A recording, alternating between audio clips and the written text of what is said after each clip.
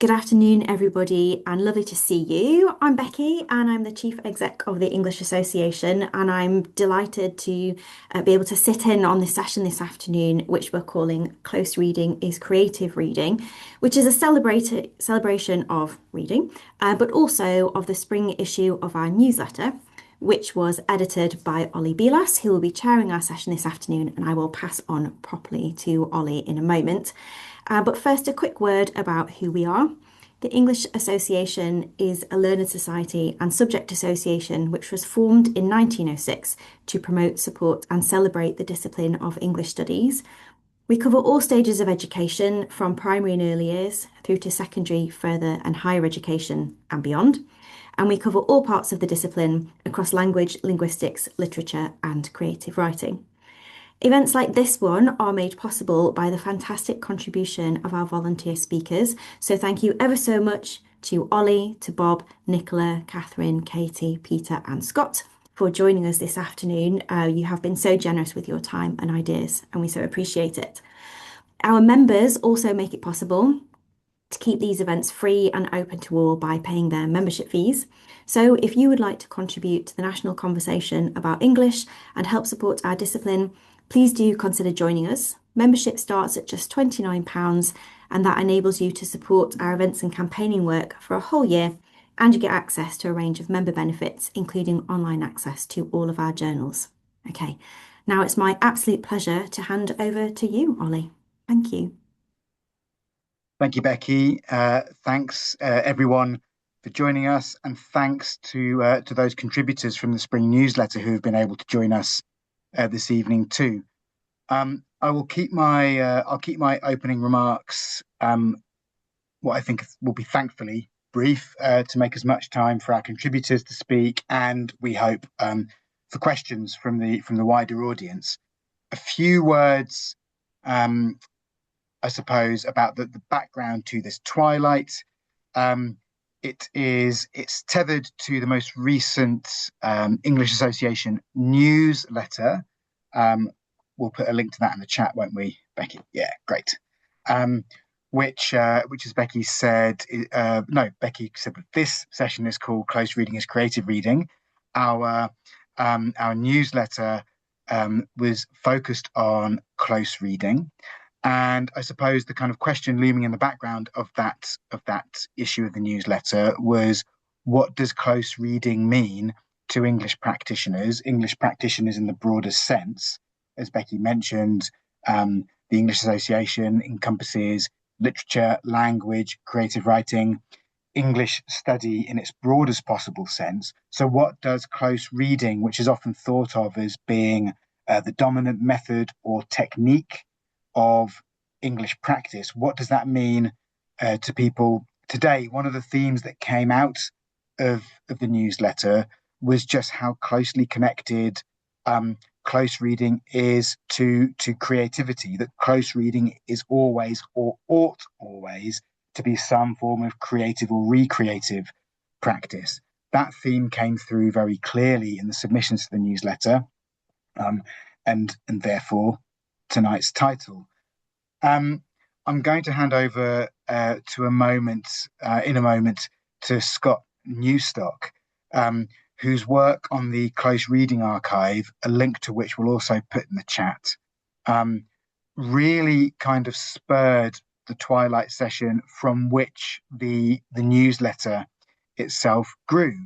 And one of the things that I think we in this the contributors to tonight's panel, one of the things we all agreed on in the brief chat we had before Becky let everyone into this room, one of the things we agreed on is that these days close reading seems sometimes to suggest something not very well defined, but at the same time something quite narrow, when in fact it need not be a very narrowly conceived set of practices, and in many ways never was actually as narrowly conceived as we might think it to be or to have been. And so with that in mind, what I'm going to do is hand over to Scott, who might wish to say a little bit more about the Close Reading Archive and the work that fed into that. Scott. Sure. Thank you, Ali. I'm coming from an American context, but the work on the close reading archive is meant to bridge the Anglophone world. It came out of a collaboration with John Guillory as he was working on his book on close reading over the past decade or so. Eventually, he asked me to contribute an annotated bibliography to that short volume. And then once I started compiling the bibliography, it became too large for a print outcome. And so we decided that we would make this online archive of the history of people who have written about or talked about close reading over the past century. So if I can share my screen here, I'll just give a quick preview of what that website looks like. Is that visible to people? So that's just the landing page for the website that gathers an archive of quotations about the practice of close reading.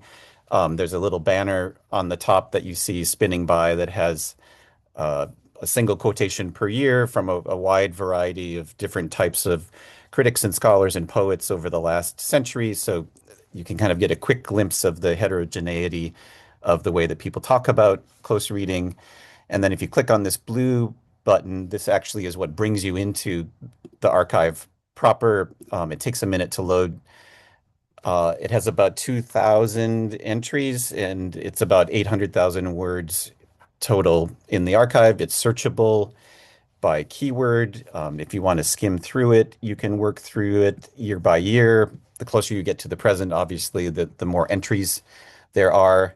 But the kind of architecture of the archive itself, if I can just introduce that briefly, each entry, if you click on one of those listed entries, you get a kind of key quotation. This is probably the most famous quotation over the last century about close reading. It's really an incidental throwaway comment from I.A. Richards. It's not as if he were instituting a practice. It was something that was said almost as an aside, but then over the following decades kind of becomes consolidated into a term for a set of practices. But the full entry then has a longer set of excerpts from the source that are, again, searchable through that interface. So each entry is kind of tiered. It gives you a key quotation, it gives you the bibliographical information, and then longer quotations if pertinent, and if available, a hyperlink if you want to go dig further into the resource itself. There's another page on the website that lists various resources. Teachers have placed all kinds of things online, offering their practicums for how to conduct close reading, syllabuses for how they teach it, conferences, especially over the recent few years where people have talked about the practice of close reading. And then I have a quotation from Guillory's book at the top of the teaching page, which I think is very much in the spirit of what he was trying to convey in his book, which is ultimately his argument is that close reading is a cultural technique that can be modeled, but it is not reducible to a single formula. And that's often very frustrating for teachers because I think we're all tempted to want to hand out. Students also want to have a kind of 5-step rule or a 7-step rubric or these 3 things that you do and you will get the advanced grade that you want. Whereas we know that it's much more nuanced than that. It's much more varied than that. It depends upon the kind of object that you are examining. You can step back and try to abstract some commonality across those practices, but it ultimately is much more idiosyncratic and directed to the particular object. So part of the spirit of, I think, Guillory's book in general and the archive in particular is to convey the heterogeneity of close reading practices, offer examples that people can follow to model if they would like to adapt them on their own. But there's no sense that it's meant to be prescriptive in any way. I think it's the opposite. It's a descriptive survey of what hundreds of thousands of people have said about close reading over the last century. So I'm happy to talk further during the Q&A or in response to any questions, but I just wanted to kind of quickly stage the archive for us. Thank you. That's great. Thanks ever so much, Scott. Yeah, and I'm sure we'll circle back to you over the course of the twilight. Um, I said to our contributors earlier that I would just work through as they appear on my screen. Um, so next we have Peter Morey. Thank you. Thanks, Peter. Thanks very much to Ollie and Becky, actually, not only for the invitation to come along to this, but also for their brilliant editing work on the newsletter and certainly on the essay that we put in, which was kind of there, but was there or thereabouts really, and Ollie helped to tidy it up. Um, I'll just kind of rather than talk to the piece, which I hope you'd be interested to read after this. I want to contextualize it a bit in relation to close reading and also what we were trying to do. Because in the piece, the piece we submitted evolves out of a research project that I'm leading on called Empathy, Narrative and Cultural Values.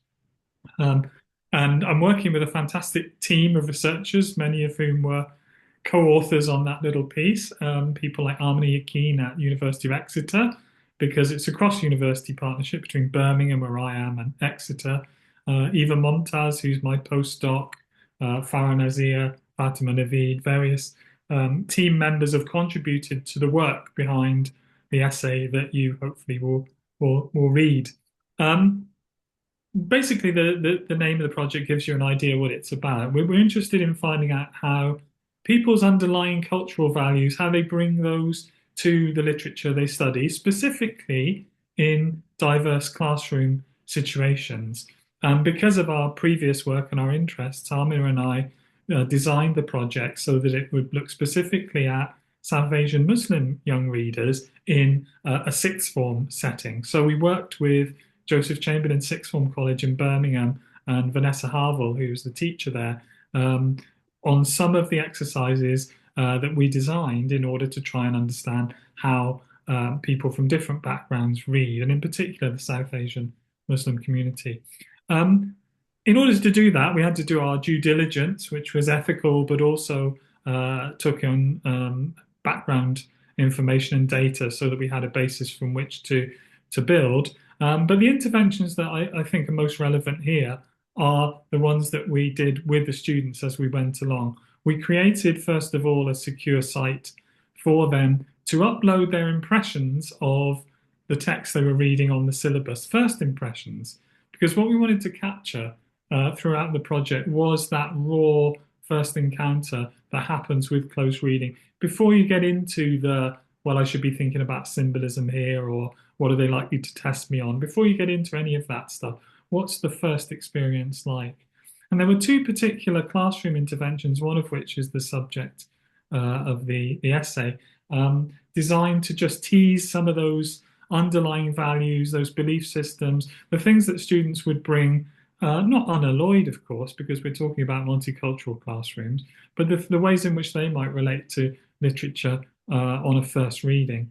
And the two exercises that we brought to bear, one was a perspective shift exercise, which simply involved students reading a short passage. They were all short passages because of time constraints, and adopting the position of an antagonist or someone who wasn't the narrator or the main speaker, imagining what it was like to be that person. The interesting thing there was that we gave them a short passage about the refugee experience written from a refugee perspective. And so students interpreted that differently. Some of them chose to sort of adopt the persona of an immigration officer or a border guard. And some of them were very conflicted about the fact they were having to do nasty things to the migrants, and others were quite relishing it. They were adopting different perspectives based on their reading. The one we wrote about in the piece itself, though, was an unseen passage that we gave them in a classroom setting. We actually gave them two of these with different topics, diverse authors, one of which was about an incident of discrimination, and the other was about partly about cross-cultural romance.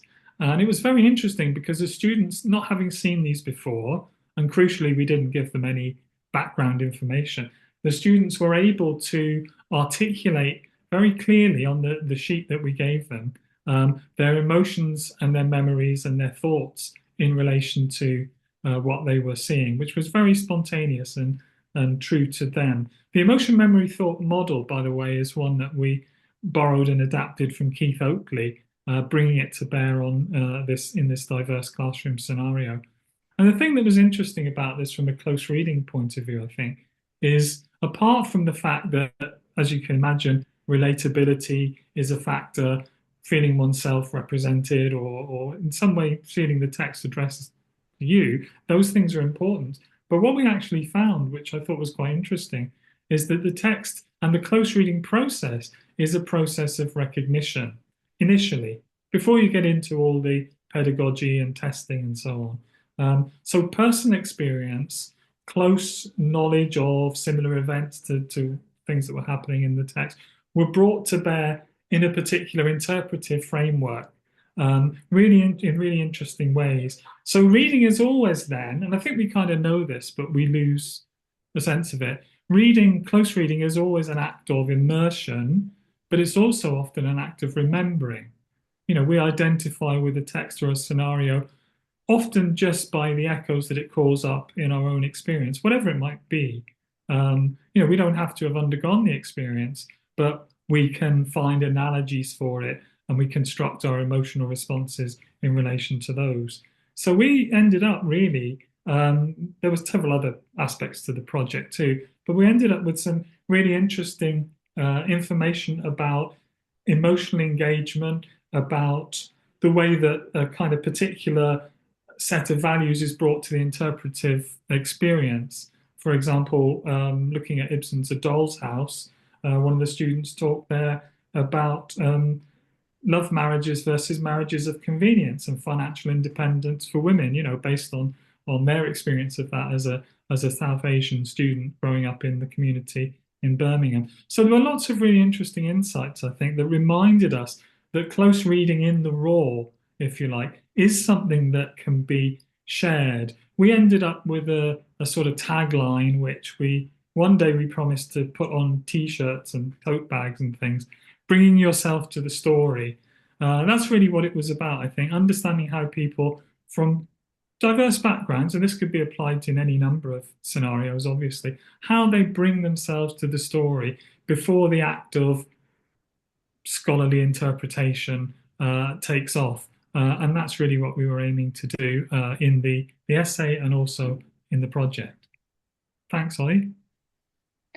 Thanks ever so much, Peter. And just in case it's not been seen by everyone, Bianca says in the chat that they feel very reassured by what you've said, Peter, because this is exactly how they approach FE Resit English language.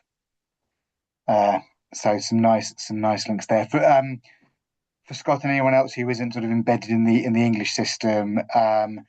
FE further education, so post 16, and the resit context very briefly is just any student who hasn't achieved a sort of threshold grade in our age 16 exams goes through this frankly often interminable resit process. So that's the context there for anyone who's not familiar with the English educational context.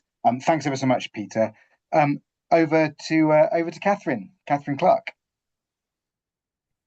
Thank you, Ollie. Thank you so much for the opportunity to be part of the newsletter and part of this brilliant conversation today, which I'm really enjoying already. So I'm actually here with a slightly different perspective. So I'm a history professor, although my background is in English literature. And in my piece for the newsletter that I'm going to reflect on a little bit now, I was thinking about a book that I published recently, which I'm going to wave. Scott waved his, so I'll wave mine. A History of England in 25 Poems that came out with Penguin last autumn. And it does what it says on the tin. It's the history of 1,300 years of English history, but through poetry, 25 poems that take us into moments in time and allow us to connect with really diverse voices and perspectives through history and very colourful and contested and diverse ideas of what England is and might be. So each chapter is a close reading. that's what it is. It doesn't say that explicitly. And I was struck by what Scott was saying about how it's very hard to articulate what close reading is. The best we can do often is model it and show what we do. And I hope that that's what's going in the chapters of the book. It's modeling close reading and hopefully inspiring as well. So each chapter begins with a poem or an extract, and it close reads it and opens out from that through often what I call fingertip details, really granular texture, analysing the lines, the words into bigger stories around that in a moment in time. Now, I said already, I don't call it close reading in the book, and that was really deliberate because I wanted to not use the technical language of a process. I didn't want to use language associated with pedagogy, with the curriculum, with tests and exams and the classroom. I wanted something that was more invitational in this context. And so the kind of language that I use the language of poems as a portal that we can open up and step into, poems as time machines. I use the metaphor, actually, I write about this in the introduction, of a poem. Obviously in my book it is all poems, a poem as a wormhole, which was actually inspired by a real moment in the archive when I was dealing with a 17th century book that had a wormhole munched through it. And I thought about, of course, books are always a kind of wormhole that can take you somewhere else, and poems for me are the most kind of perfect, powerful example of that. By engaging with them closely, we can step into them, we can let them take us somewhere. It's close reading that unlocks that. So obviously, with my slightly different perspective as a historian, I'm thinking about those powerful connections between history and close reading, which I think are always there, aren't they? Often in the classroom, we're engaging students with poems written at a different time in a different place. But I think fundamentally, close reading of any kind is always about taking us somewhere different. Peter was talking about switching perspectives, empathy, whether it's a different moment in time, it's a different perspective, it's a different person, it's the same kind of skills. I'm actually trained as a medievalist, so my own practice is very much about kind of the fabric, the texture, the close reading of sources, and allowing that to enable us to time travel is the language that I often use. In my piece for the newsletter, I reflect on how close reading allows us to close read our way into history, but also to rethink what history is, what history might be, how we might understand it. And I can see already in our conversation, and certainly in the newsletter articles, there's so much resonance between my thoughts on this and those of the other contributors. So for me, centering close reading as our practice kind of changes what history is, really. It's quite radical, it's quite transformative. It moves us beyond a focus on facts and knowledge, or the outcome being a kind of factual understanding of the past, towards feeling and empathy and connection, that being at the heart of what we're doing. Close reading allows us to do incredibly powerful and radical things with scale. To engage with big questions. We were just hearing about that actually in the way Peter talked about close reading exercise mediating between very individual experience and bigger kind of contextual and social issues. But poetry always allows us, and close reading always allows us, to make that mediation between the very intimate and personal and big contexts and stories.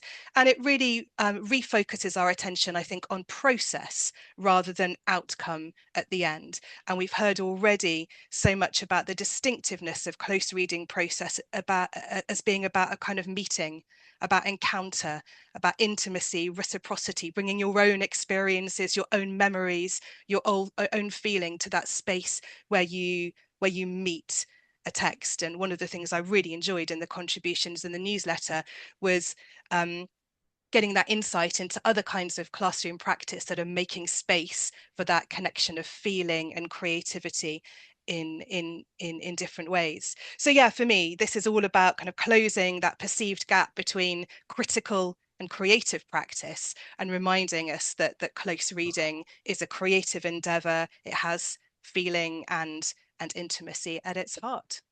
Thank you. Thank you, Catherine. And what a wonderful reminder that history is affective as well. All right. Thanks ever so much for that. Bob, you're next on my screen. Thanks very much, Ollie. And just yeah, a context, me, Bob Cox. I'm I think I make it my 47th year in education. Don't disappear anybody from the webinar. So I've seen a lot. I've seen a lot of change and a lot of things coming and going. And close reading has been called all sorts of things over the years. And I'm going to give. I'm the author, along with colleagues, of a book series called Opening Doors, and you'll find it under my name. And we've been working for about 11 years now on how you actually do deliver excellence for all pupils in the primary classroom and into Key Stage 3. So I'm flying the flag for primaries, and I'm also in the article putting forward some, I think, more innovative ways of looking at what some people in primary might be calling comprehension. Now, I once did some action research going around lots and lots of classrooms. And the moment I said to pupils, what do you think English is to you? Quite a lot of them then said, comprehension. And they sometimes said, 10 past 2, Tuesdays. And they didn't say it with any enthusiasm whatsoever. Now, that can happen in some schools, but obviously not in other schools. But it's still out there that comprehension is answering questions. It's being given some text, sometimes from a set scheme, sometimes from a textbook. And, where you go, answer them, how well you can do. May be quite useful for benchmarking. Doesn't involve that much teaching of English whatsoever. So the first thing I've come up with in my article to try and help primaries and into Key Stage 3 as well find a new relationship with extracts, with passages. These are the words that have been used with comprehensions. How about a new name? And I've called it Curious Explorations. And some of you might think, well, yeah, that sounds great for younger children. But, years ago I taught A level, and I reckon the older ones could do with a bit more curiosity as well, often prompted by oracy, by questions, by in many, many sort of hundreds of schools that I've been in doing consultancy work. Sometimes what comes up is, have you given them the opportunity to respond? You often get sort of bit, they won't like that or they don't like that. Have you given them the opportunity? Curious explorations, and in the article I give examples, which obviously it's not the time now to read those and go over those. But the examples I give show how we can play with words more, how we can involve a lot more talk, and even with very young pupils, it can start with one word, a phrase. I got a picture today from my daughter who's got two little kids, and one of them's with the cat, cuddling up with the cat. Well, if you've got a cat and someone reads something with the word cat, that means a lot more to you than if you haven't got a cat. It's such a simple example. And that goes all the way through. So the H.G. Wells passage I use in the article, The Green Door, is a portal story. And there we're getting a lot more sophisticated there with all sorts of imagery of light, dark. Somebody goes into a sort of dream world when he's in the middle of London and encounters panthers, usually very aggressive, nasty, dangerous, certainly not in the passage. All sorts of playing with images. Connotation, I think, is very, very important indeed. So point one in this brief sort of little summary, let's go for some more curious explorations. Let's actually get away from the idea that what you understand about words is somehow a regular test, because actually that's what the comprehensions are as they are administered in some schools. They're just regular tests. They don't involve wordplay. They don't involve asking questions about response or imagery or connotation. They're a little bit too much just of this standard. And I learned that years ago when so many kids in so many schools often could reel off a particular time. And some of them actually felt that was English. That's what English was as a subject. So The curious explorations can go right through to Key Stage 3 and beyond. Why not? Because once you've set up an idea of curiosity as being at the heart of what you're teaching, when you're teaching children to play with words, understand words, give possible views, and then, of course, you've still got your expert hat on to come in and say, no, actually, that's wrong. Try this. No, it doesn't mean that. It can mean that. I'll give you another example. We're not taking away the role of the expert at primary or at Key Stage 3. What we're saying is get all that engagement and, like Peter said, emotional experience, what they feel. What would happen to you if you went through a portal and found a strange new world? There's plenty of portal stories out there. The second big point I want to mention in this little moments that Ollie's kindly given us is that really you can build all this in to the curriculum. Build in, not bolt on. And the actual close reading can actually be a big, big learning power moment for children that they can then apply to their writing. So you learn three things about H.G. Wells writing well in The Green Door. You apply it to your own portal story. And in the middle of all that is all the oracy. So we are reinvigorating speaking, listening, reading, writing in that kind of forum. And, it can lead and should lead to what we call in the Opening Doors team. Just look at my name under Opening Doors and you'll find out all about it. There's 6 books. We're leading to what we call link reading rather than wider reading. I rejected wider reading years ago because I could see at Key Stage 1, 2, and 3, where I've mostly operated, I was head of English at a comprehensive years ago, that really there's just not enough, of inclusion, I think I'd have to say. It's something I used to do it. You finish, go to the library. You finished, go and take a look at this book of lists, this book on the book list. But if it's link reading, you're linking it into the curriculum. Here's 20 portal stories.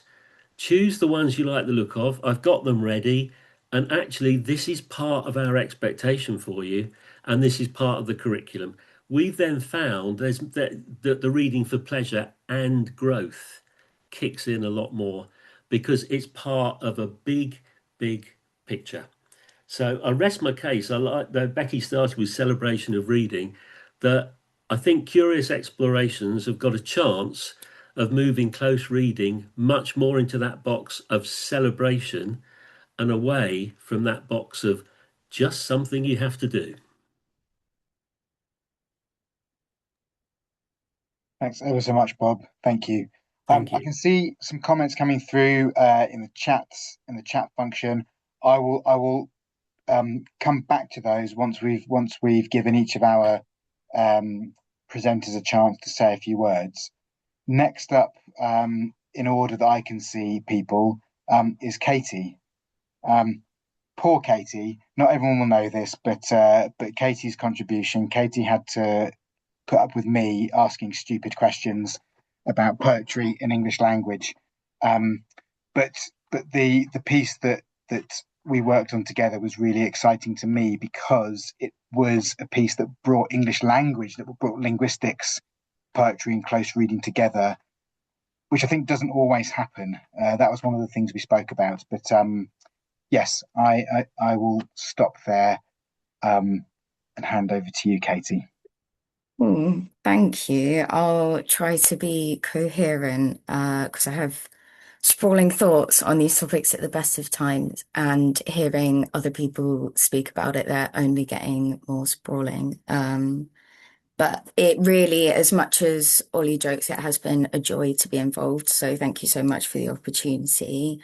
I've genuinely found it quite empowering.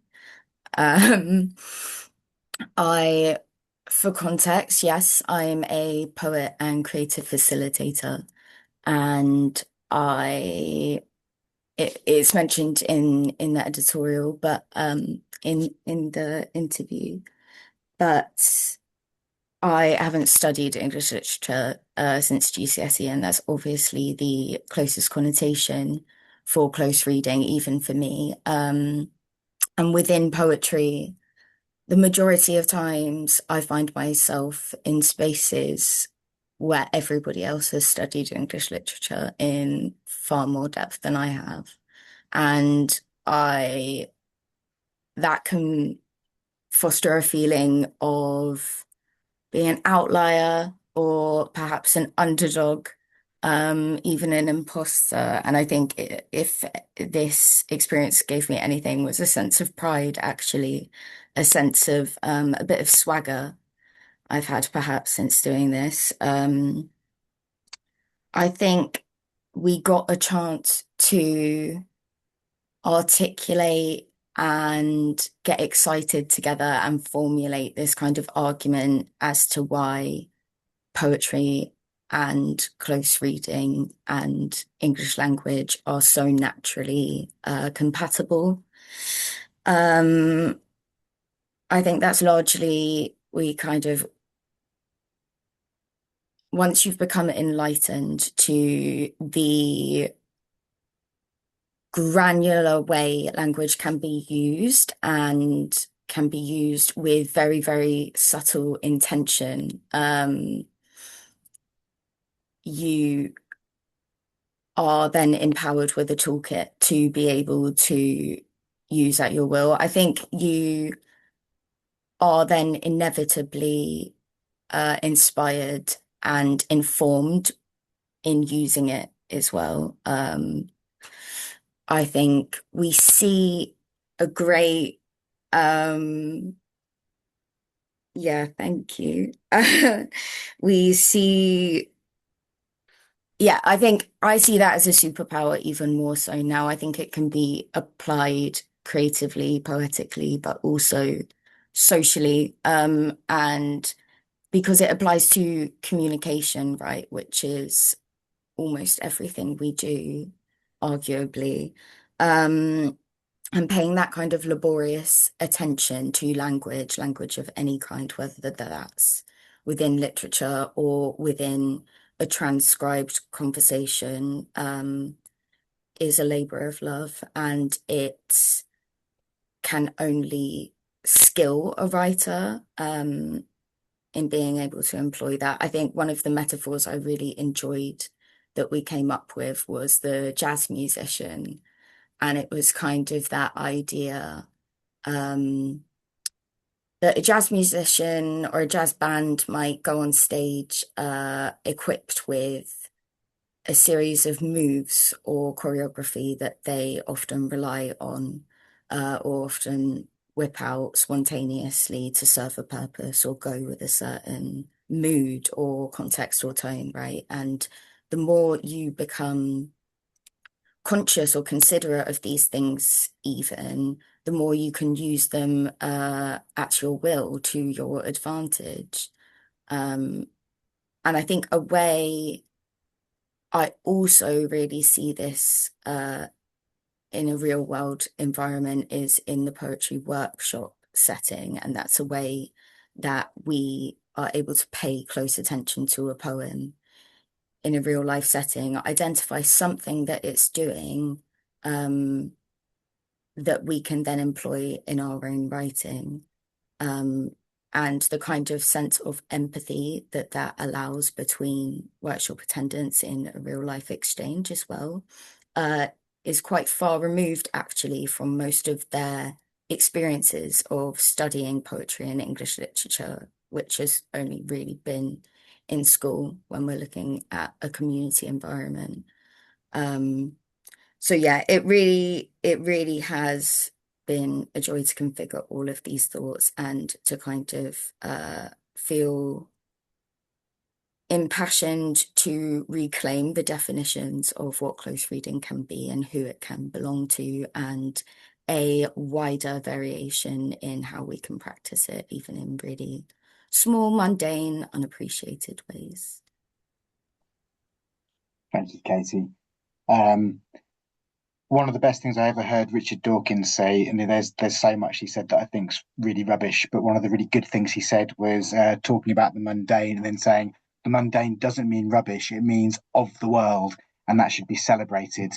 And that's kind of one of the many things that I took from your comments on sociolinguistics, language as we live and breathe it, and how that might fit into a wider notion of close reading. So thank you. Thanks ever so much.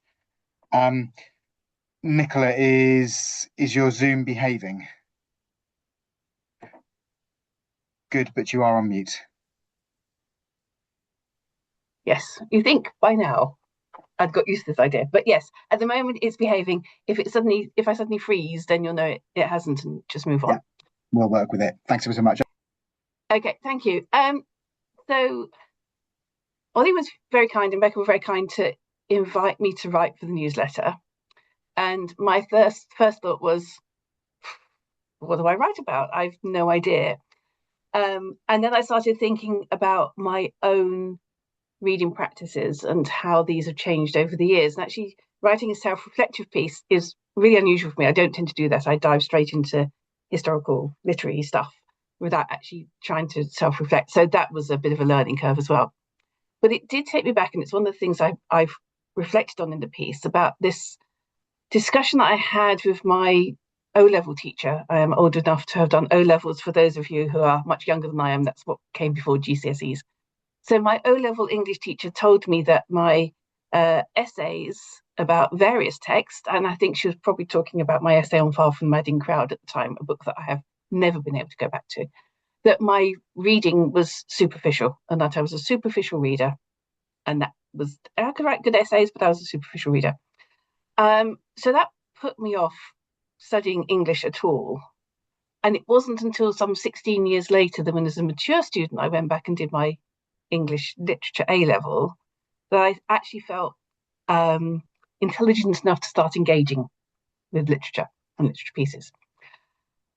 I did my A-levels, I went to university, but all the way through my university time, although yes, we were employing close reading practices, I actually turned myself into a literary historian, which is great. And I love being a literary historian. I love the historical context. I love delving into the British newspaper archive and finding out about ships that have sunk and passenger manifests and all sorts of wonderful things. But I did realise that although I teach close reading practices to my students in my day-to-day research, it was something that I was shying away from. It wasn't something that I really wanted to engage with.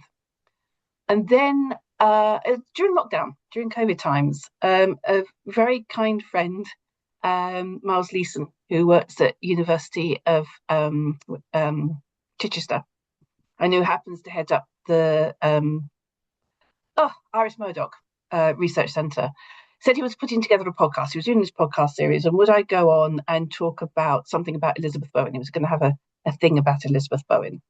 And for those who don't know me, I could talk for hours about Elizabeth Bowen, and Ollie would probably just nod and grin and fall asleep. So she's been my research focus for a number of years. So I said, okay, I'll do this. And I agreed to look at Bowen's use of letters in her fiction. I wasn't thinking about the historical context. I wasn't thinking about biographical context. All I was doing was focusing on the letters. And I got such a buzz out of it. It was just this opportunity just to focus on the words and the meaning of the words. It was quite revelationary. It was quite a revelation when I got stuck. So it started making me think about how I was teaching it and whether actually my students were getting that same sense of enjoyment and excitement. So for a bit of context, I teach at the University of Bedfordshire.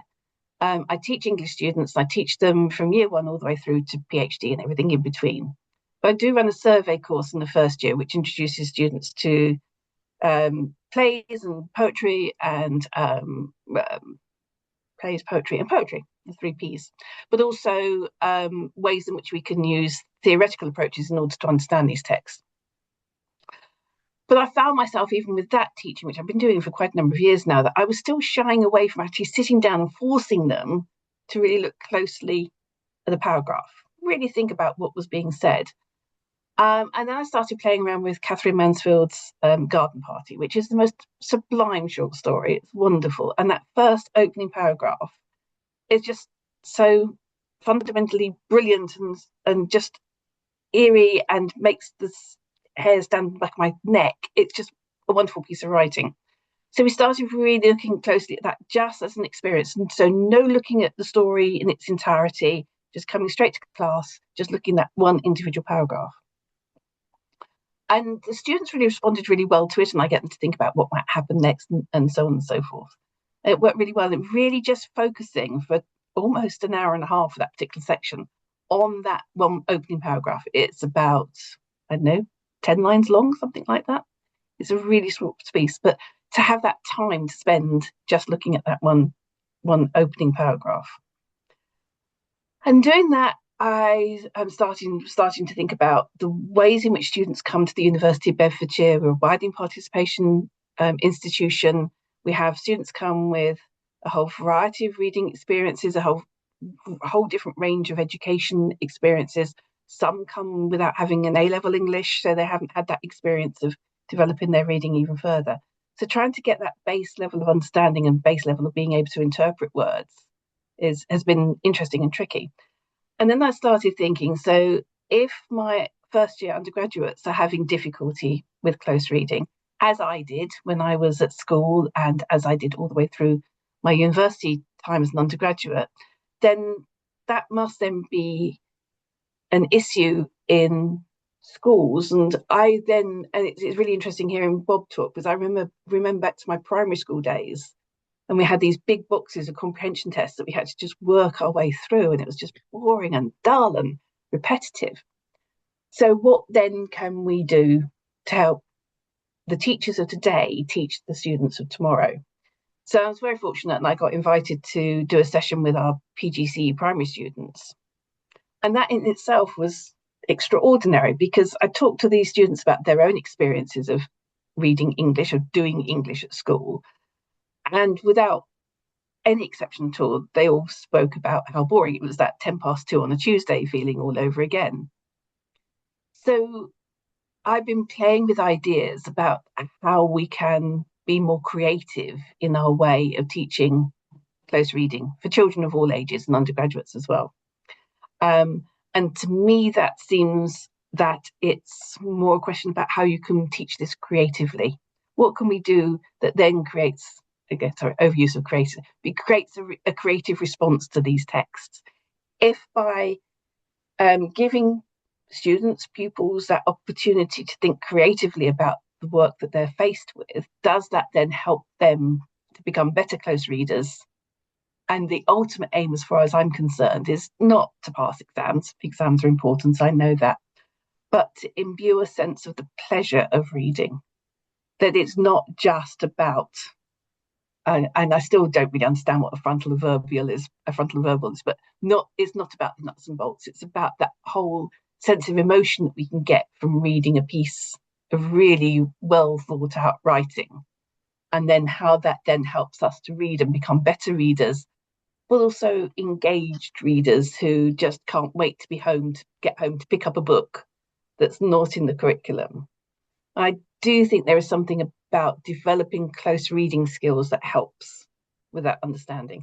So at the moment, I'm really at the early stages of my thinking about this, and I'm fairly certain that there are people out there who've had the same thoughts as me, but I'm sort of exploring that as well, about how we can use creativity to aid understanding and enjoyment in a text. So maybe in a year or so's time, I'll have thought through these things even more. I'm very pleased to say, though, anecdotally, that my O-level teacher's insistence that I was a superficial reader did not stop me being somebody who read for pleasure. So thankfully, it didn't kill that pleasure. But I am keen, particularly, National Year of Reading, that we encourage people to read and enjoy reading. And if close reading and attentive reading is the way to do it, then that's good for me. Thanks, Ollie. Thanks very much, Nicola. Just to say that the technical definition of a fronted adverbial is it's what makes Philip Pullman is what makes his head explode. Whenever they're mentioned, he loses a head, and that's been happening for about a decade now. That's the technical definition of a fronted adverbial. Becky has very kindly said that she would say a few words about one of the contributions to the newsletter that focused on FE. Not only because we would like contribution to be recognised, but also because we've had a couple of comments to do with FE, and particularly FE resits.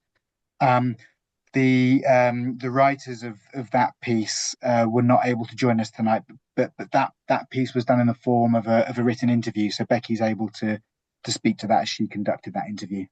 Yeah, thank you. So I had the pleasure of talking to Hayley Jarman and Gavin Perry, who are at the City of Wolverhampton College, and they teach English GCSE and functional skills and English provision for SEND learners. They can't be here because guess where they are? They're teaching. We really wanted to make sure that their voices were part of this conversation. So I approached Hayley and Gavin to be in the newsletter because I'd seen their amazing work on LinkedIn. They posted incredible pictures of the work that they were doing with students in their class.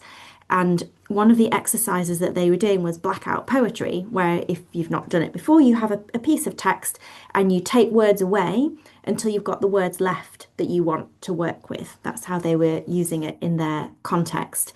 And so they were using this blackout poetry as a form of close reading to get the students to kind of resist going for a sort of surface read of what was happening and kind of try and dig underneath it and infer other meanings that within the text. And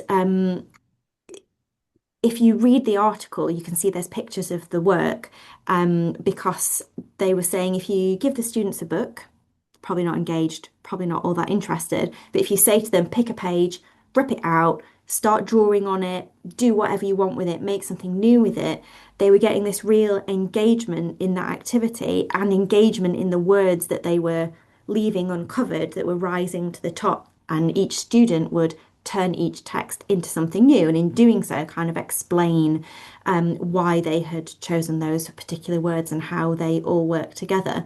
Gavin and Hayley explained how engagement is one of the major barriers that they face. And so getting students excited through this exercise was a really great thing.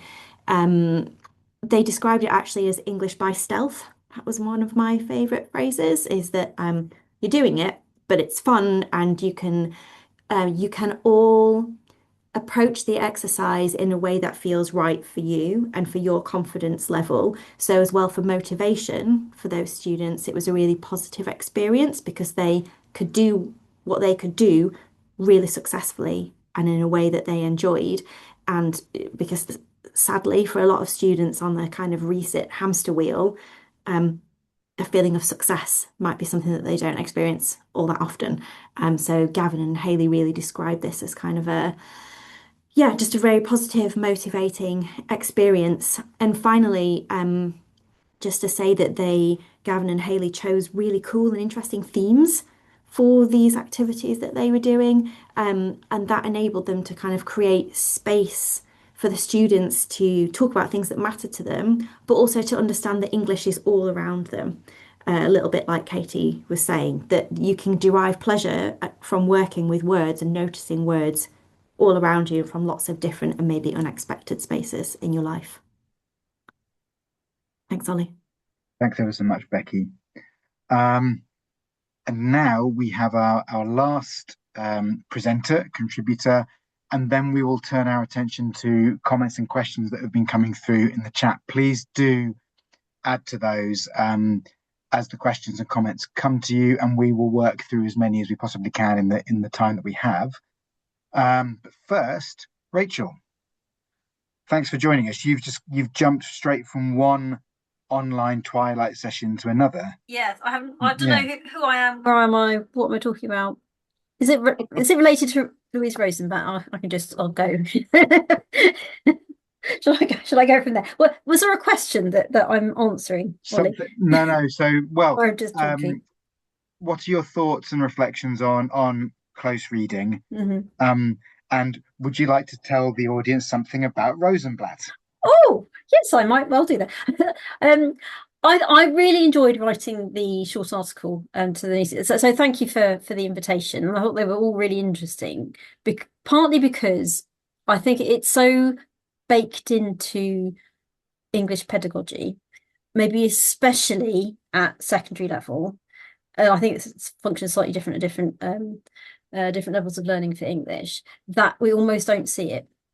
And I wanted through thinking about it in some detail and reflecting on both of the lessons that I describe in the article are genuine lessons I've observed. I've made it so it's not identifiable to an individual at all, but are very typical of the kinds of lessons that I think take place in probably every English classroom across the country. Of a shared text with a class and some detailed analysis of that. Usually it's displayed on the board. They also might have a copy in front of them. Expectations, and often those expectations might be implied rather than explicit, about what the student should be doing during that reading, of annotating, underlining things, highlighting things, and there are always students who get a bit obsessed with the colours of their highlighters and how they're using them in annotating their texts, to the point where and certainly I've taught children who will feel that they don't know anything unless they have an annotated piece of work to the max. Every bit of space on the piece of paper has been covered, and I wanted to sort of think about that in some detail, because I think unless we are clear about the kind of reading that's taking place through engaging in a close reading practice, we can miss something out, something vital. This is where I'm going to bring in Rosenblatt, so apologies. So Louise Rosenblatt argued that we can frame the reading that children do in lessons, and she meant that this, again, across different phases, it wasn't just at secondary level, but she was also talking about higher educational institutions as either efferent, meaning our focus is on what we might take away from the text. We could frame that in terms of being what they understand, the comprehension bit, so they're able to pick out that from, I happen to be talking about Caroline Duffy's poem Havisham about half an hour ago.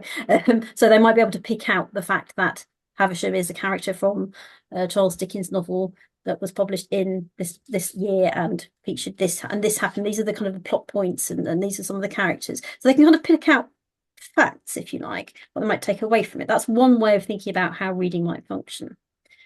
She called that efferent.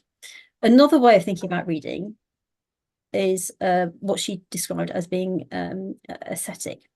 And what she meant by that is that we pay attention to text itself. It's all about the text. So it's not about anything goes and I can just witter on. It's also focused in the text, but it's our reaction to the text as a piece of literature. And that needs to be sort of filtered through our experiences of other texts, what it makes us think of, our life experience, what other things we might have read, what it makes us think about, our interpretations, really. And she didn't see these as being entirely separate entities, as efferent reading and aesthetic reading, but as part of a sort of sliding scale, a continuum, and that different things would dictate how far along the continuum might be at any given time. So what I wanted to bring to the conversation was really thinking about how close reading, if it's done in a particular way, could end up just being efferent reading, and that we're missing out on the vital stuff, which is the aesthetic response that we want students to engage with, and because that's English, right? That's it's not just about counting the beans and extracting the information, because apart from anything else, we get AI to do that for us, not accurately, but we can at least try. AI and we as teachers and a critic can't read the poem for them. They have to read it for themselves. They have to engage with it for themselves. So the two illustrations I had in the article, one was a very typical sort of use of what is recognisably, I think, close reading, with a Year 7 class, and they were looking at a passage from Peter Pan, and it's the description of Captain Hook, which I think is a great bit of prose. It's really, really interesting. There's lots of interesting things about him and how he's presented. So there was reading taking place, but it wasn't clear where the space was for individual reading to occur. The second example that I gave in the article was a lesson I observed a few years ago. These were both trainee teachers, so and both very good lessons and very good practitioners. The second one was I thought that what she was displaying, what she was modelling, was affective reading, but she was doing it aloud, and she was doing this through using unseen poetry. So we know that unseen poetry is still a kind of a staple of English curricula, both at GCSE and still exists at A-level as well, I think. But she wasn't teaching that here's a poem, we're going to analyse it, and this will be, then you're going to write something as an unseen response. She had not looked at the poem before the lesson. So she was modelling the process of reading something without having a concept of it or without having any context. It didn't have the title, it didn't have the author attached to it. And she had a copy underneath the visualizer, the children had a copy in front of them, and she articulated her thinking process. It therefore enabled her, I think, to model an aesthetic response to the text that's still rooted in the text itself. So it's still doing close reading, but it was thinking about that kind of that wider picture, that bigger picture of how the reading was taking place. And it was an amazing lesson, and it was very simple. It was slightly risky, and I can imagine how probably quite a few of us would feel a bit uncomfortable, sort of walking to a class and saying, "I don't know what I'm teaching today. We're going to do it together." But that, for me, that's kind of the purest way of perhaps approaching that. It was a really and just to give some context to the poem itself, it does make a difference if you know some of the context around it. And of course, I.A. Richards' understanding or his way of thinking about close reading was that it's supposed to be context-less, that we're not interested in stuff to do with the writer and historical context and so on. This happened to be a poem written by Simon Armitage that was about a specific incident that happened during the 9/11 attacks. You may remember this. There's an image of a worker from one of the towers sort of falling ultimately to his death. It's a very sort of blurry image. We just see a sort of a white shape sort of fluttering down through the skies of smoky Manhattan. It's a really, really striking image. The teacher didn't recognize that was the context of the poem as she was teaching it. The class didn't pick up on that either. And at the end of the lesson, I spoke to her. I said, what are you going to do next? Well, we'll look at it again, but now I'm going to bring in some context with it. Because she said, I did think it might be something to do with 9/11, but it wasn't concrete enough for her to sort of put that forward as a theory. So context can come slightly later, and it will give us a different perspective on the poem itself. Great, thanks ever so much, Rachel, and thanks to all our contributors so far. I'm going to move quickly on to questions so that we can respond to as much or as many of the questions and comments as possible in the time we have left. I'll apologise to contributors in advance, but I'll keep an eye on the clock, and I'll limit how many responses accordingly. Yeah. So one of the questions that was sent through to Becky ahead of this session was to do with oracy. Now, the question was particular to Key Stage 3, which is roughly ages 11 to 13, maybe 14, depending on how the school carves up its key stages. But I think we can probably expand that. What do contributors think the role of oracy in in close reading practices might be? I will call on Bob to begin with because sorry, Bob, but you mentioned it in your talk. That's right. Okay. And then we'll make space for one, possibly two more comments off the back of that. So Bob, the role of oracy in close reading. It's just, impossible to underestimate, and it is one of those things that's quite hard to actually assess, if you like. And when I say assess, I mean this world where you get observed and where people are making judgments about whether or not your class standards are going up. It's extremely, and it's one of the reasons why some experts have they had this phase when they weren't recommending certain people weren't recommending oracy until the oracy framework took off, and then they started to recommend oracy again. So that's fine. I'm happy with that. But there was a phase where people were, oh, speaking and listening, gets in the way, particularly at secondary and so on. And I think one of the reasons was it is quite hard to say, well, what difference is being made? But I think that if you do get into a privileged position where you're able to go from lesson to lesson, from school to school, you can readily see what a rich, exciting, and blossoming place an English classroom is when the pupils themselves, for example, are involved in inventing questions, where the pupils themselves are asked for high level response, and where questioning levels go up if necessary, really hard, then get easier if pupils are struggling, where there's some sort of strategy and technique in it. And you can then see how much more they're understanding about a text, how much more they're engaging. And then you get to this emotional side. It's a tremendous support for the actual connection with text. And everyone's concerned about English losing popularity, and we don't want it to lose popularity because it's such a fantastic subject. And I think the highly skilled oracy sessions and the return of learning through talk in particular as something that's recommended um, is is already beginning to make a difference again, because teachers do have to take more risks with oracy. And again, I think that's been one of the problems perhaps in the last 10 or 15 years, because people just thought, look, I'm just going to give them notes, and some people got encouragement just to go in that direction. But it's so limited compared with pupils interacting. I taught teenagers for 23 years, and I get a bit up to here when people say things like the teenagers don't like responding, or it's much easier if you just tell them what to think, or so on.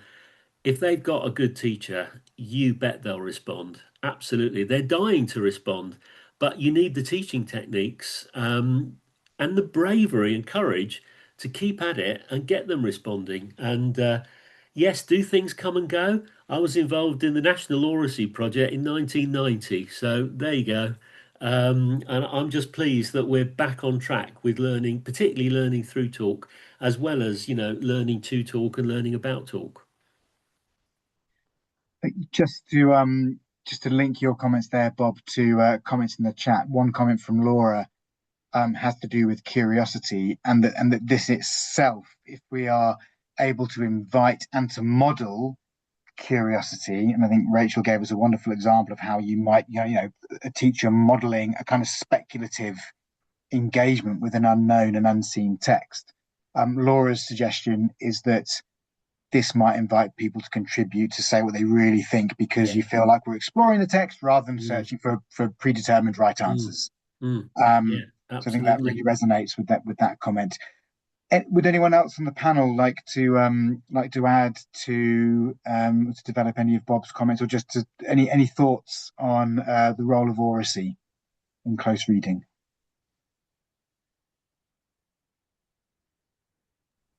It's not so much about that. Oh, sorry, Nicola. I was just going to say it's not so much exactly about that. It was based on Laura's comment, though, which I think said something along the lines, based, inspired by Bob's talk about students and teachers looking for the right answer. And I think going back to the point that I was making about the work that we were trying to do, it was precisely to get away from that. And we were very lucky because we had a very supportive teacher who gave over, a couple of hours of classroom time, or probably more than that actually, across the course of our study, to allow us to present stuff in the raw to students, where in a situation where there was no right answer, where they could just say basically what came into their heads inspired by the passage that they were looking at. So I think the idea of creativity of response can be cultivated in a number of different ways. You know, the perspective shift exercise, which asks you to take another perspective, is another way of doing that. But I think the idea that teachers are, we know they're pressured for time, but I think probably the kinds of modeling that we were talking about here, certainly the ones that we did in the project, probably sit most comfortably at the start of a program of study. I was talking about Key Stage 5, but this could apply to Key Stage 4 as well, where the students, A, haven't made up their mind about the text that they're going to read, or they haven't started reading it, and B, haven't made up their mind about the teacher, because that's another factor, of course. Thanks, Peter. Nicola. Yeah, just a quickie. So I'm a firm believer in students speaking out in class. Why wouldn't I be? Because I want to talk about books, I want to talk about literature and plays and poetry. But there are a couple of things that spring to mind that I teach, or I used to teach a poem by Lady Mary Montague Wortley, I think that's her name, who was responding to a poem by Jonathan Swift. And it's full of scatological references. It's absolutely brilliant. But unless you get the students to read it out, they don't get the rhyming scheme, they don't get the jokes. They just read it and it just looks like a really boring poem. So I always do that, love that. There's a particular line in it, which I won't repeat now because we're being filmed.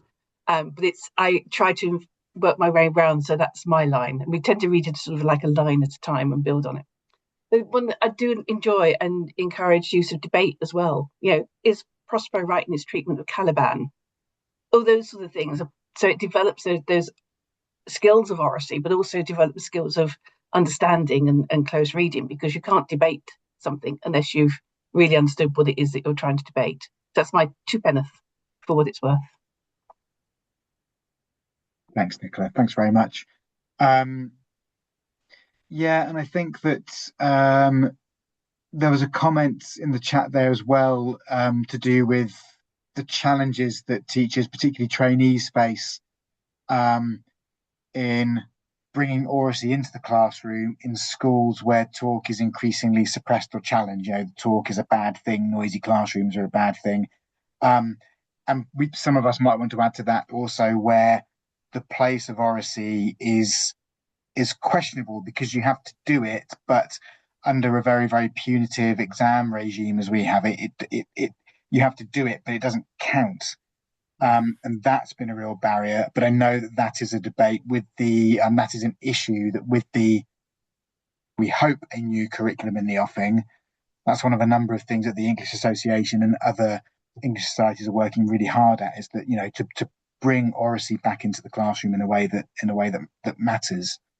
Now, with that in mind, I will move on to another question that was posed about what do we do when we're faced with silent classrooms. We're posing all these questions, and we might not be getting much, if any, kind of response.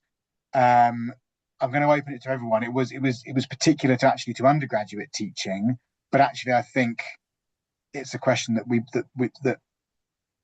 those of us working across several phases might want to respond to. Catherine, was your hand up in relation to that, or to a previous? To the silent classroom question. Well, actually, I was going to make the same kind of bridge that you just have, because it felt like we were kind of moving in that direction. And I think it's a really interesting question. And I just wanted to say very briefly that for me, close reading is what solves the problem of silent classrooms in teaching so often, because I think it's really empowering. First of all, I'll say a bit about the university context. In a university context, I think students, particularly in the first year, before they've got to know you and the environment, there's such a sense that there are weighty expectations on their existing knowledge, that everything you might ask them is a test.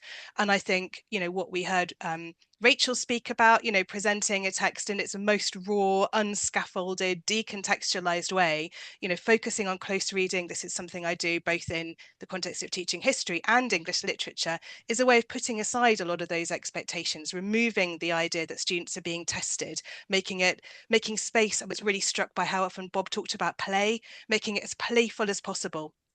just about kind of engaging and discovering together. And counterintuitively, I've always found it works better the more strange and extreme the source you put in front of them. So stick a bit of Beowulf in front of a group of first years who are looking horrified at the fact that they're going to have to do Old English.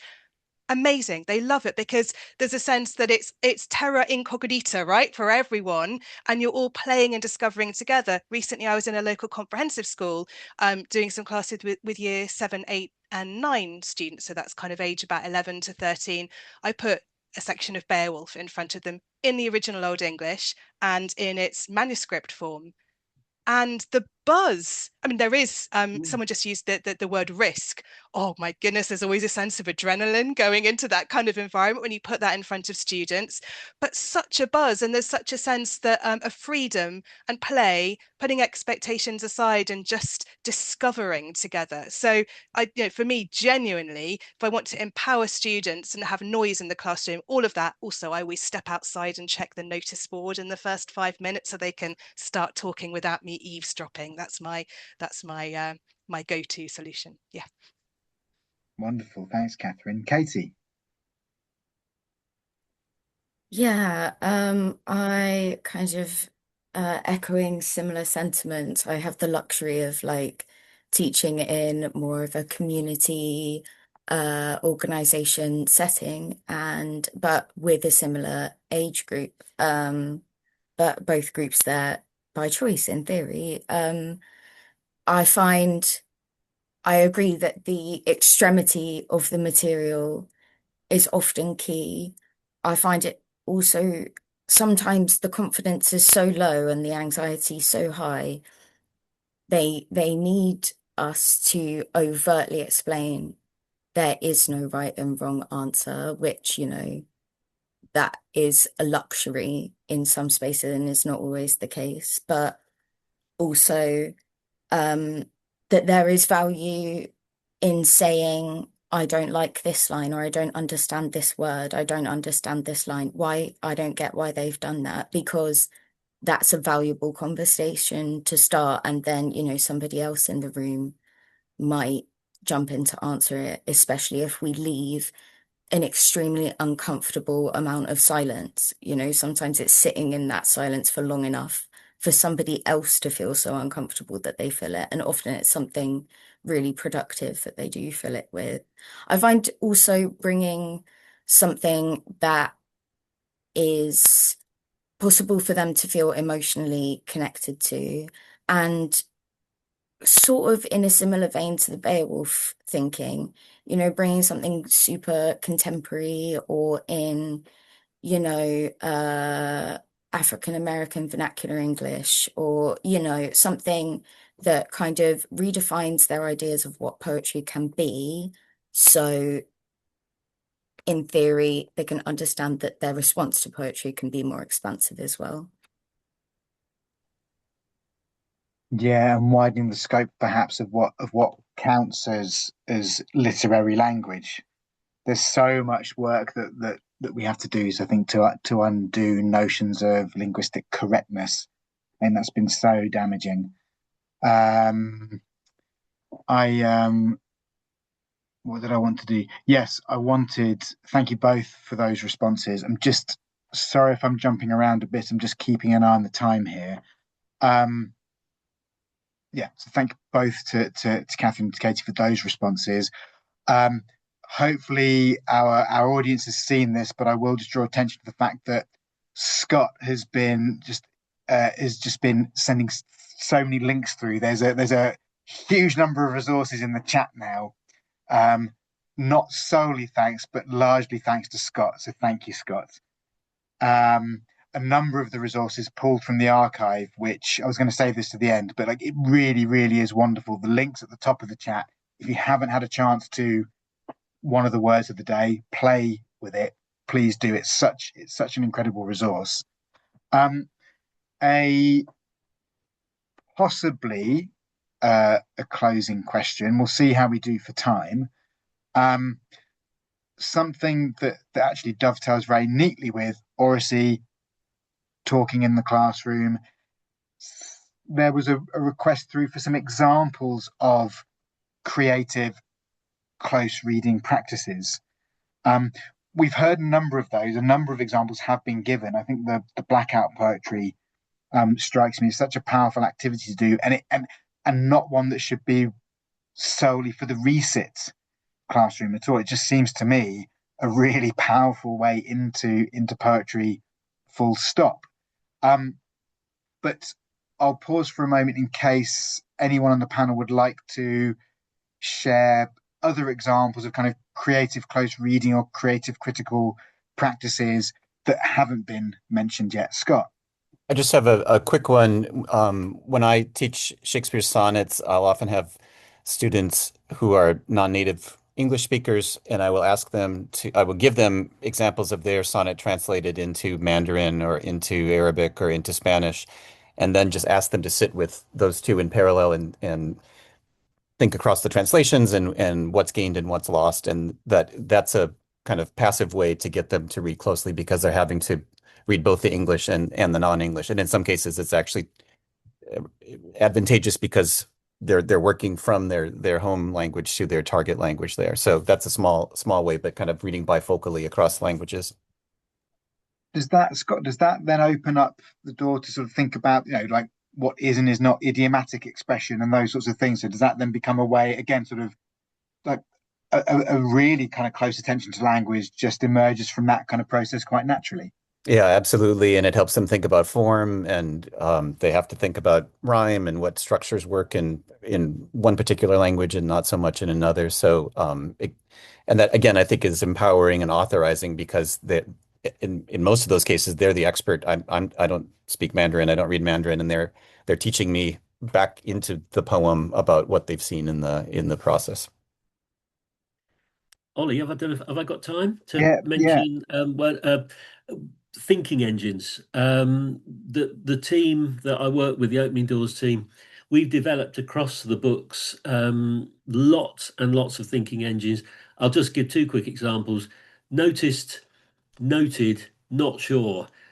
You apply it to any text, and the kids write down everything that they've noticed, not what you've noticed, what they've noticed. They note down the most important thing to them, and the not sure column is all the questions.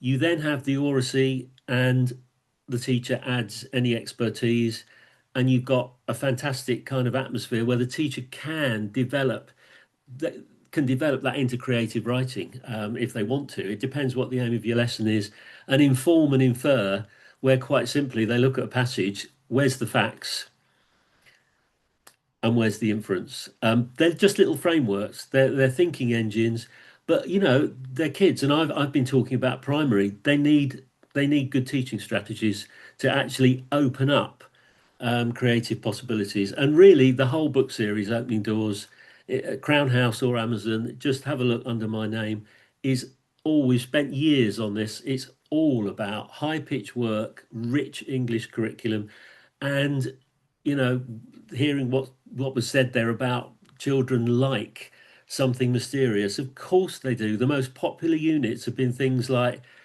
Jane Eyre's Sleepless Night or Jabberwocky, of course.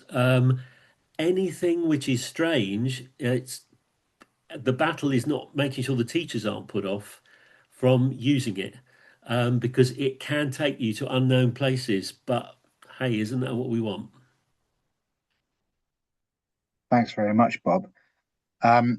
Now, with 4 minutes to go, 3 minutes to go, I'm going to do something really, really ill-advised, but I can't resist this question. So first refusal goes to Rachel and Nicola on this, but feel free to pass it on should you wish to. The canon, right? Teaching canonical literature is great. This is the thing we should be talking about with 3 minutes to go. Is the canon, or the notion of canonical text, is that a barrier to the kinds of close affective readings we've been talking about? We can solve that in 2.5 minutes, right? Go. No. Okay. No, we can't solve it, or no, it's not a barrier. No, it's not a barrier. It should Great. be. Absolutely not. One of the reasons I have very quickly, well, I have a bit of an issue with things like no fear Shakespeare or modern translations of Shakespeare is actually what you've done. You put a barrier between the reader and the text itself. There are ways of helping them address any language barriers, but yeah, no, I don't think it inherently should be a barrier. No. Yeah, not No, least the awful idea that the text says one thing but means another, and this is what it really means. Yeah, yeah. Nicola, sorry. and I'd agree. I spent some time with my first years explaining that the canon was just invented by a dead white male, and really we discount everything that he says, and we are doing is reading good work, good poetry, good prose, good plays. The rest of it doesn't matter. Just because somebody labels it as canonical doesn't mean to say that it really is so, and that's just one person's opinion as well that are equally of interest. Can I also just chip in and say that sometimes it's useful to be open about we can do great things with stuff that isn't even good. Like I'm all for like exploding the canon and fraying the edges of the canon, but in my book I'm really open. I deliberately chose some poems that aren't even good, but they're fascinating and they're so intriguing and interesting. It comes back to what Katie was saying about words and text and close reading being all around you, and the fact that you can get as much pleasure and discovery and insight from doing close reading of a really dodgy advert somewhere as you can from and that we're talking about linguistics and its relation to literary studies and close reading as well. But I think sometimes when there's the expectation that we only work with texts that are good, it can seem to students that somehow literature is an arbiter of taste. And if they don't get it, it's a failing on their part. But if we're open that actually this is not about, just dealing with quality text together, but it's being omnivorous and looking at all different kinds of text, I think that can be really freeing too. Oliver looks like he may have frozen in these last minutes. Is that just me on my screen? No, No, you're no, no, there. no. Okay. That was me saying no. So that was me thinking I love this, and then I was having a slightly wicked thought, which was I'd love to try and persuade the writer of the new curriculum to get a line into the new curriculum that explicitly says, you know, it's not all about good literature. I'd like, because there's so much about quality literature. I'd love to say that every child is entitled to literature, good and bad. Anyway, that was where my head was going. And if we're talking about reading for pleasure, reading anything is good. And if you take away that pleasure by saying, oh, you've got to read this prescribed list of text, we're not going to get children, anybody reading for pleasure. I mean, what a wonderful note to end on. And look, clearly we did empirically, we have solved the problem of the canon in 3 minutes. Well done, everyone.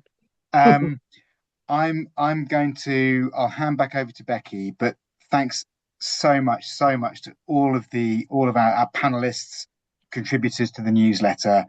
And thank you so much to Becky for bringing me in on that project and taking a punt on me. And also the reason it went so well is because of Becky.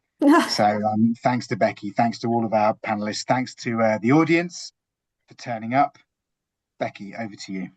Well, now I get to say thanks to Ollie. So thank you for shepherding this project along and making it as wonderful as it has been. Thank you to everyone watching for asking your brilliant questions, which we very much enjoyed. And I'm sorry we couldn't get to them all.